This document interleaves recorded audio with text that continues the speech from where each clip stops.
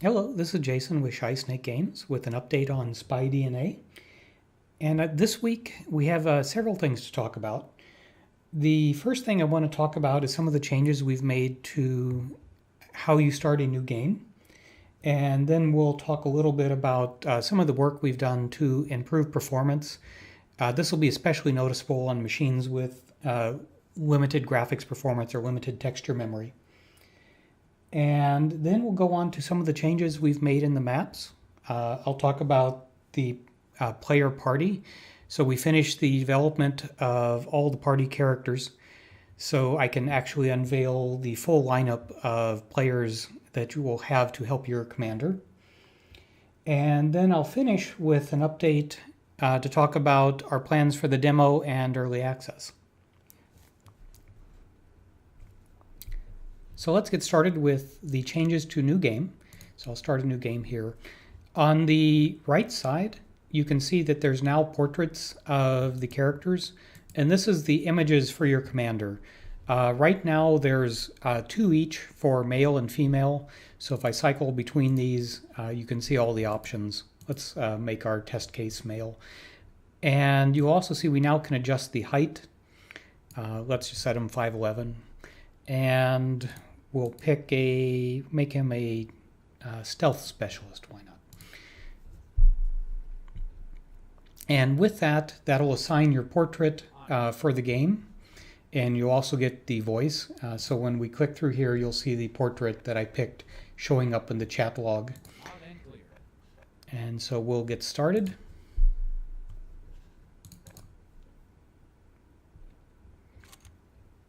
And that'll take us to the base where you'll see your commander dressed in some default clothes.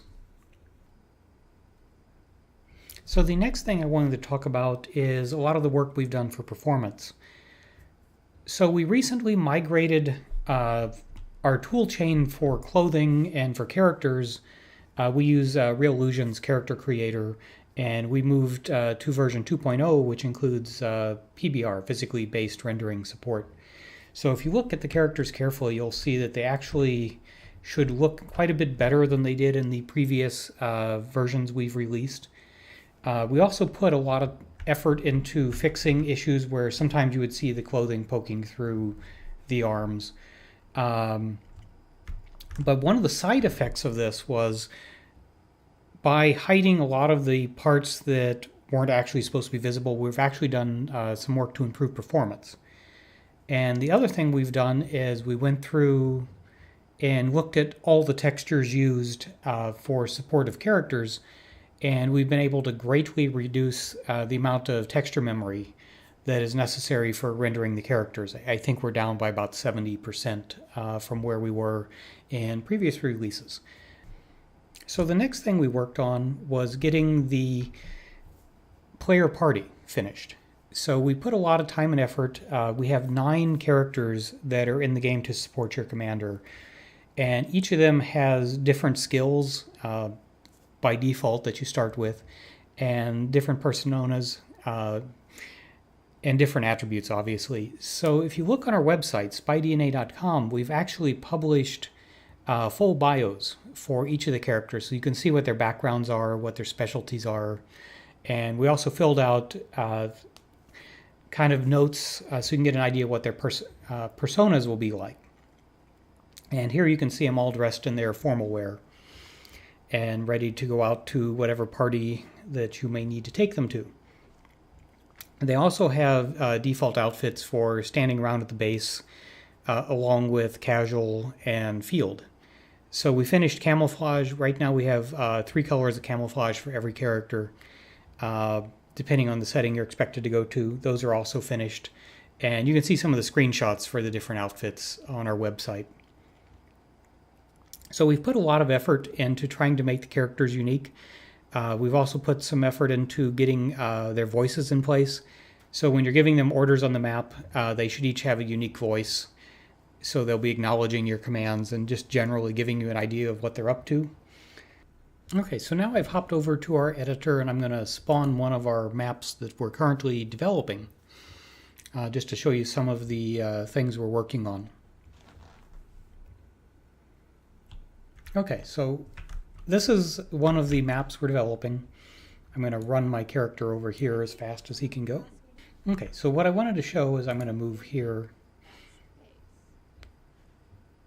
And the voice you're hearing, that's actually not the commander's. That's Nuri's voice. We just have it on the commander at the moment for testing. So you can see what we're doing is we've added support. We placed roofs on the buildings, and we're cutting them away based on where the character is and what you can see. We haven't yet set the full cone of vision, so it's showing you what the character could potentially see, not necessarily what is in your field of view. And this is a work in progress, so there will be a lot of improvements before we actually ship. One of the things we're going to do is make it a little less jittery, because when you see the characters blocking your field of view, you'll see the tiles popping in and out a little more frequently than we want to. So the next thing I'm going to touch on briefly is complexity in games. And I'm going to do a much longer discussion of this coming up. I just need to finish writing and making the appropriate screen grabs for the talk. But complexity in games, I think, is something that people misunderstand in a lot of ways.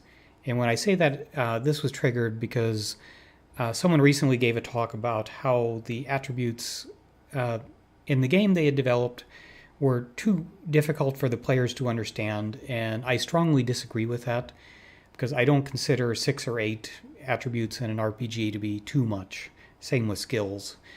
That's not where complexity comes from. It's not the number of attributes or the number of skills in a game. For one example, one of the console games, it's a AAA game, and everyone talks about them being, I would say, dumbed down for players. I primarily play it when I'm exercising and can't be at the desk, so it's easy to play with the controller. But I went and looked because I'm thinking to myself, no one talks about this as complex, and yet when I added them up, it had somewhere in the order of 50, I forget the exact number, attributes and skills in it. And yet that is perfectly approachable for the players. And yet some RPGs have a problem with far fewer items. And the reason for this, at least in my opinion, is it's what I call artificial complexity. It's when you start having things in your game that don't resemble the real world and become unrelatable to players. And so a good example of that is the game I'm discussing was a baseball game. Anyone who has played sports to any degree, understands that if you have the ability to throw harder, you're going to be able to throw the ball farther, or you may be able to throw it higher, whatever it is that you need to do. But the actual physics in that are quite complicated. And so humans have an innate understanding of a lot of these things. And as long as you present your game in terms that the human brain naturally understands, it doesn't appear as complex to the player. When you start presenting concepts which are wholly artificial, another example, I've been playing a lot of Long War II. And I think they go very far in the artificial complexity direction, where each character, they can have many different attributes, many different skills, many different special abilities. Individually, none of these are what I would consider complex at all. However, when you look at it as a whole, and the fact that you have to understand the interaction of all these things, I can see how that is unapproachable for some players. And it's entirely because it's artificial.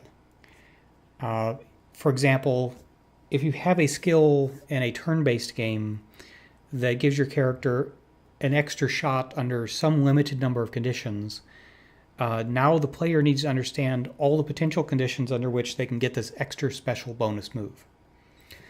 But if you have a game where your character is, say, 10% faster, no one has difficulty understanding that that character is slightly faster than someone else. And because of that, we'll get to do slightly more things. And so this is an area where we've put a lot of effort into making things natural within SpyDNA. And I'm going to talk about this in much greater detail coming up soon, what we've done in the design of SpyDNA to try to take a very deep simulation and make it very approachable to the player. So now I want to talk about our upcoming plans for a demo and then for early access. So when we passed through Greenlight, we talked about the plans for getting to early access. We're running a little bit behind that original schedule. It's not that the rate of progress in the game has been slowed, it hasn't. But what we've been doing is pulling in a lot of features that we wanted to put into the first release so that the game would feel more polished. One example of that is we pulled in character customization into the first release because we wanted to make sure that visually everything was there for the player and it was a good experience. Even if not all the content is there, we wanted the look and feel to be there, and so to make a good first impression. Other things we're getting ready for early access, we're working through missions and we're working on maps currently. Those are the last two things that are holding us back from doing the early access release. So we have a list of the missions we're getting into the initial release. We're working through those. And for the demo, which we are aiming for late this month, that will have some of the generated missions, but it is not going to contain the storyline missions that are finished. And the reason being is we don't want to spoil the plot for anyone who's thinking of buying the game, because we wouldn't be able to present the storyline missions necessarily in chronological order as they're intended to be played in a demo format. So the demo itself will contain just the generated missions. So those are things like the equivalent of a skirmish, or what you would think of in a mission from something like XCOM, where you have a computer-generated map and set of objectives for your characters. And those will be in the actual game also. They are effectively side quests between your storyline missions that you can take or skip. So we're making good progress in those. We intend to have the demo out by the end of this month, and the early access will follow soon after that. And with that, I think I will call this a update. And thanks to everyone for listening. For those interested in the full party details, go to spydna.com and you can read through the bios and see some additional screen captures for the entire support party in the SpyDNA game.